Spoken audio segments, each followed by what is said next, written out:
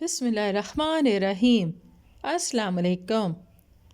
حضرت عمار بن یاسر رضی اللہ تعالیٰ عنہ کے والد حضرت یاسر رضی اللہ تعالیٰ عنہ یمنی قبیلہ بنو انس کے ایک فرد تھے جو یمن سے مکہ آئے تھے۔ وہ اور ان کے دو بھائی حارث اور مالک اپنے ایک بھائی کی تلاش میں مکہ آئے تھے۔ مالک اور حارث تو واپس یمن چلے گئے، لیکن یاسر مکہ میں ٹھہر گئے اور انہوں نے ابو حذیفہ بن مغیرہ مخزومی سے عہد و پیمان کر لیا۔ ابو حذیفہ نے یاسر کی شادی اپنی ایک کنیز سمیہ بنت خبات سے کر دی، جن کے بدن سے عمار پیدا ہوئے، جنہیں ابو حذیفہ نے آزاد کر دیا، اور ابو حذیفہ کچھ ہی دنوں کے بعد فوت ہو گئے۔ پھر جیسے ہی اسلام کا ظہور ہوا، یاسر، سمیہ، عمار اور ان کے بھائی عبداللہ بن یاسر سب مسلمان ہو گئے۔ ان کے اسلام لانے پر ان کے موالی سخت ناراض ہوئے اور ان پر مصائب کے پہاڑ توڑ دیے۔ وہ انہیں سخت دوپہر کے وقت مکہ کی تپتی زمین پر لٹاتے اور ان کے پہلو بدل بدل کر اذیت دیتے۔ نبی اکرم صلی اللہ علیہ وآلہ وسلم اس حالت میں ان کے نزدیک سے گزرتے تو فرماتے: اے آل یاسر، صبر کرو، بلا شبہ تمہارا مقام جنت ہے۔ ایک روز ابو جہل حضرت سمیہ رضی اللہ تعالیٰ عنہ کے پاس آیا اور بولا: تو محمد پر صرف اس لیے ایمان لائی ہے کہ تو اس کے جمال پر فریفتہ ہو گئی ہے؟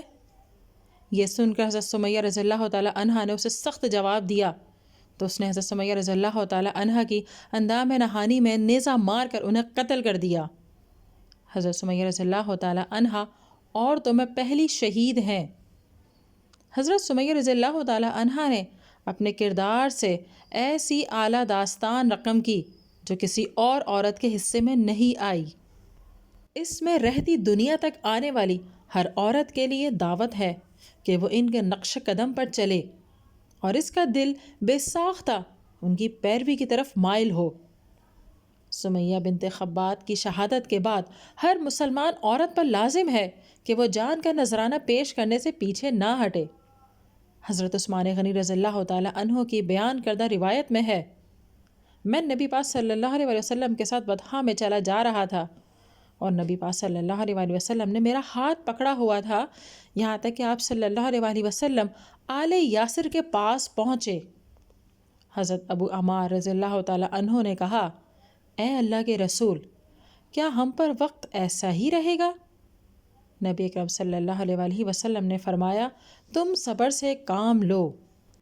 پھر فرمایا: اے اللہ، آل یاسر کو معاف فرما دے اور یقیناً تو ہی بخشنے والا ہے۔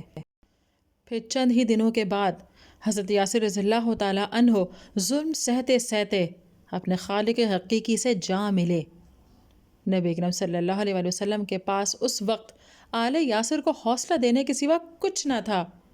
نہ وہ غلام تھے کہ انہیں خرید کر آزاد کر دیا جاتا، اور نہ ہی نبی پاک صلی اللہ علیہ وسلم کے پاس اتنی قوت تھی کہ آپ انہیں ظلم و تکلیف سے نجات دلا سکیں۔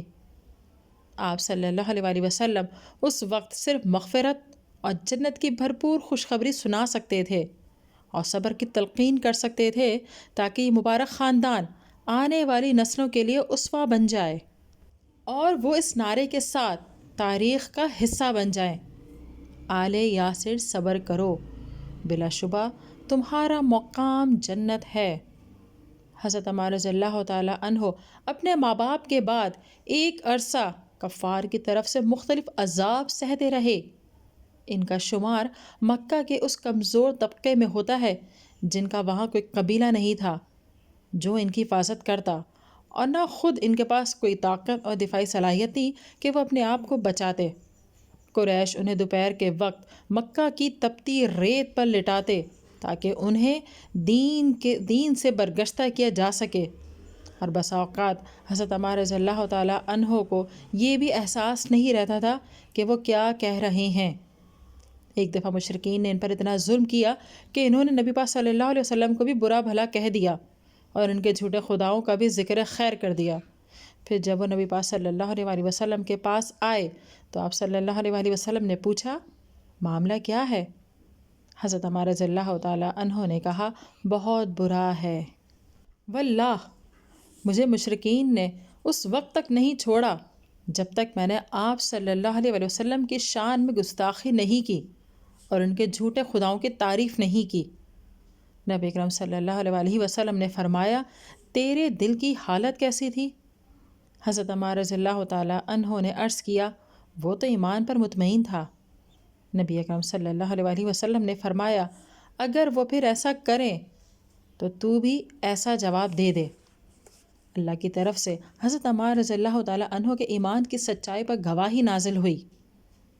ارشاد ربانی ہے جو شخص اپنے ایمان کے بعد اللہ سے کفر کرے سوائے اس کے جس پر جبر کیا گیا اور اس کا دل ایمان پر مطمئن تھا، لیکن جس نے کفر کے لیے اپنا سینہ کھول دیا، راضی خوشی کفر کیا، تو ایسے لوگوں پر اللہ کا غضب ہے اور ان کے لیے بہت بڑا عذاب ہے۔ حضرت عمار رضی اللہ تعالیٰ عنہ نبی اکرم صلی اللہ علیہ وآلہ وسلم کے ساتھ تمام غزوات میں شریک ہوئے۔ ناظرین، اگر ویڈیو پسند آئی ہے تو اسے لائک کیجئے، شیئر کیجئے، کمنٹ دیجئے اور چینل کو سبسکرائب کیجئے۔